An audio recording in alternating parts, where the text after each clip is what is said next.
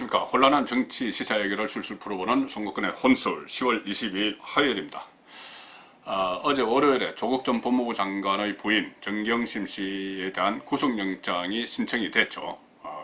영장 실질심사는 내일 하게 됩니다. 그런데 어제 구속영장이 신청이 됐으니 다음은 조국 법무부 장관 차례다, 이렇게 다들 언론에서 분석을 하고, 거기에 따라서 결국은 문재인 대통령도 상당한 부담을 느끼고 책임을 져야 될 것이다, 인사권자니까. 그리고 또 조국 논란이 2달 이상 계속되는데 계속 그것을 방치했죠. 그래서 대통령에게도 책임이 있는 거 아니냐, 그런 논란이 많았는데, 어제 문재인 대통령이 그 탓을 정치권으로 돌렸습니다. 야당에게 돌린 거죠. 어제 종교 지도자와 간담회를 가진데, 그 자리에서 국민 통합을 위해서 많은 분야에서 노력을 했지만, 국민 통합 노력을 했지만 크게 진척이 안 된 것 같다, 그렇게 이야기를 하면서 그 탓을 정치권 야당에게 돌렸습니다. 본인은 국민 통합을 위해서 많은 노력을 했다는 것이죠. 그러면서 예를 든 것이 검찰개혁, 또 공수처 설치, 이런 개혁을 위해서 반드시 필요한 조치들인데, 이런 검찰개혁이나 공수처 설치가, 이것이 국민들의 공감대를 모으고 있는 그 상황에서 정치적 공방이 이루어지면서 국민 사이에 갈등이 일어나고 있다.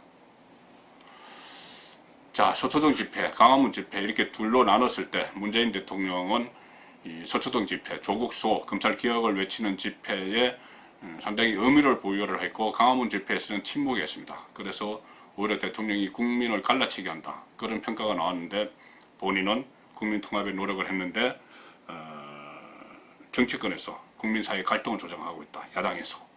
그런 이야기를 한 것이죠. 제가 어제 그 이야기를 듣고 참 당황했습니다.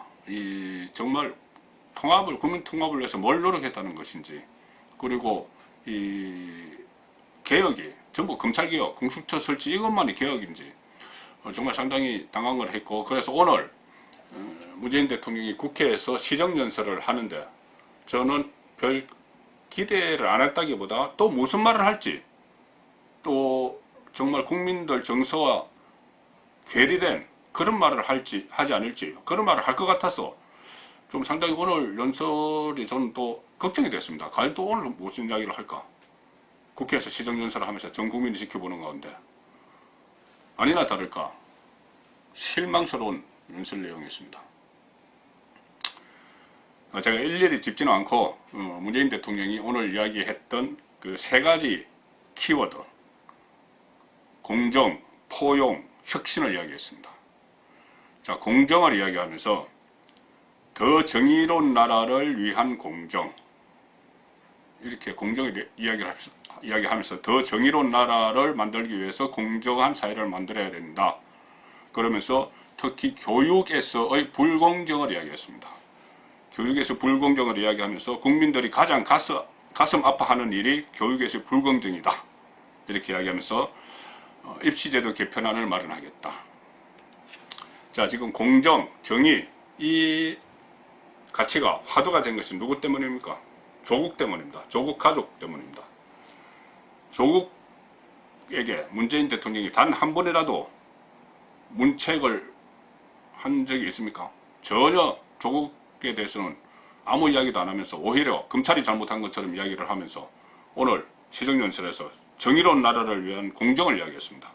교육에서의 불공정 이야기했는데, 그것은 조국 딸에게 물어봐야죠. 조국 부모에게 조국 부인에게 물어봐야죠. 그것을 가지고 입시제도 탓을 하고 있습니다. 그럼 다른 사람들 입시제도 때문에 전부 다 그렇게 했습니까? 저는 이 부분에 대해서 가장 화가 나고, 그 다음에 포용 이야기했습니다. 더 따뜻한 나라를 위한 포용이라고 이야기했습니다. 포용. 그래서 공정 사회를 위한 개혁을 더 강력히 추진하겠다, 그러면서 포용을 이야기했습니다. 지금까지 2년 반 동안 문재인 정부가 들어서 했던 것이 포용과 어떤 연관성이 있습니까?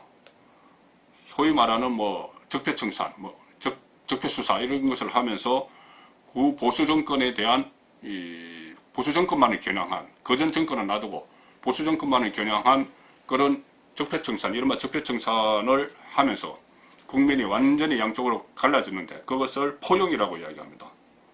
그리고 일본과의 무역전쟁이 벌어졌을 때도 친일, 반일 논란을 부추기면서 조국 민정수석으로 있으면서 뭐 죽창가 이야기하고 그런 상황에서 지금 포용을 이야기합니다. 그 다음에 혁신을 이야기했습니다. 더 활력 있는 경제를 위한 혁신. 지금 소득주도 성장, 최저임금 급격한 인상 이걸로 대기업들은 투자가 위축되고 소상공인들은 영세상인으로 전락하는 그런 상황이 벌어졌는데 여전히 혁신 이야기합니다. 더 활력 있는 경제 혁신. 그러니까 공정, 포용, 혁신 이것은 지난 2년 반 동안 문재인 정부가 거의 낙제점을 맞은 그런 부분들입니다. 그런 부분들인데 이것을 이야기하면서 앞으로도 뭐 정책 기준을 바꾸지 않겠다고 하니까는 도대체 2년 반 동안 또 이 상태로 그대로 지낼 건지 의구심이 듭니다. 오늘 또 그 세 가지 외에 뭐 절제된 검찰권 행사도 이야기했습니다. 절제된 검찰권 행사, 잘못된 수사 관행을 고쳐야 된다. 그러면 지금 이 사태 검찰권 행사, 절제된 검찰권 행사, 잘못된 수사 관행 이것은 그 전에 소위 말하는 적폐 수사할 때는 그대로 놔뒀습니다. 특수부도 그대로 그때 뭐 존치시키고 그대로 놔뒀습니다. 구정권을 수사할 때는. 근데 갑자기 조국 수사를 하니까는 조국의 잘못에 대해서는 일절 언급하지 않고 검찰만 비판을 하는 거죠. 자, 오늘 문재인 대통령 그 시정연설 중에서 제가 정말 기를 막고 싶은 대목이 하나 있었습니다. 이런 이야기였습니다. 권력형 비리에 대한 엄정한 사정 기능이 작동하고 있었다면 국정농단 사건은 없었을 것이다. 권력형 비리에 대한 엄정한 사정 기능이 작동하고 있었다면 국정농단 사건은 없었을 것이다. 박근혜 전 대통령을 이야기하는 것이겠죠. 제가 이렇게 반문하고 싶습니다. 조국 사모펀드 이것은 권력형 비리로 점차 드러나고 있습니다. 어제 정경심 씨 구속영장에 보면은 미공개 정보 이용이라는 게 있습니다. 그게 뭐냐?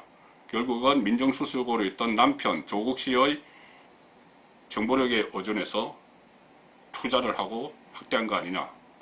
투자를 하고 주식을 사고 한 거 아니냐? 그런 의혹입니다. 지금 점차 밝혀지겠지만 아직은 의혹이죠. 자, 그것이 사실로 드러날 경우에 전형적인 권력형 비리인데, 자, 그렇다면 제가 이야기하겠습니다. 조국의 사모펀드, 이 사정 기능이 작동을 했느냐? 지금 조국 수사에 대해서 청와대, 민주당, 또 외곽단체에 있는 친문 세력, 심지어 국무총리까지 전부 검찰을 비난하고 조국에 대해서는 엄호를 했습니다. 사정 기능을 못하도록 막은 거죠. 청와대, 문재인 대통령부터 그렇죠. 문재인 대통령부터 계속 뭐 검찰 쪽 편을 들어주는 이야기를 했고, 강기정 민정수석은, 정무수석이죠. 강기정 수석은 그 윤석열 검찰총장에게 조국 수사팀을 수사하라 뭐 이런 말까지 했습니다. 이해찬 민주당 대표, 조국이 그 자택을 압수수색을 하니까는 나라를 어지럽히는 일이다. 이렇게 이야기했습니다. 유시민 씨는 검찰을 악당이라고 표현을 했습니다. 이낙연 국무총리는 검찰이 정치하자고 덤벼든다. 이러면서 지금 현재 권력에 대한 이 권력형 비리에 대해서는 사정 기능을 작동하지 못하도록 다 막아놨습니다. 다 막아놓고 박근혜 정권에 대해서는 사정 기능이 엄정하게 작동했다면 국정농단 사건은 없었을 것이다. 이런 이야기를 합니다. 자, 그래서 오늘 문재인 대통령 국회 연설 제가 한마디로 정리하면 이렇습니다. 공정을 외쳤지만은 불공정한 시정연설이었다. 정의를 외쳤지만은 부정의한, 불의한 시정연설이었다. 이렇게 제가 결론 내리겠습니다. 송국근의 혼술이었습니다.